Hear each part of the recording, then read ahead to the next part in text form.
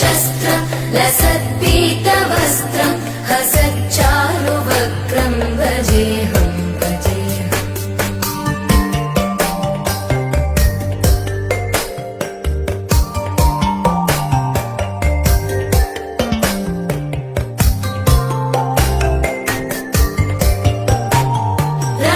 रमाकण्ठहारं श्रुतिव्रातसारं जलान्तर्विहारं धराभारहारं चिदानन्दरूपं मनोज्ञस्वरूपं धृतानेकरूपं भजेऽहं भजेऽहम्।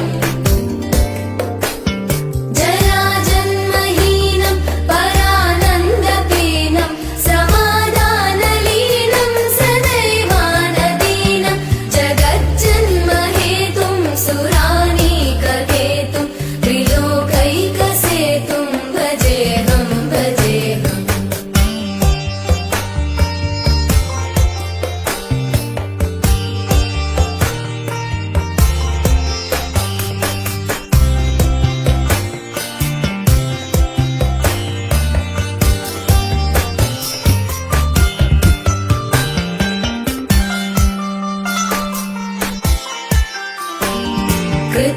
कृताम्नायगानं खगाधीशयानं विमुक्तेर्निदानं हलालातिमानं स्वभक्तानुकूलं जगद्वृक्षमूलं निरस्तार्थशूलं भजेऽहं भजेऽहम्।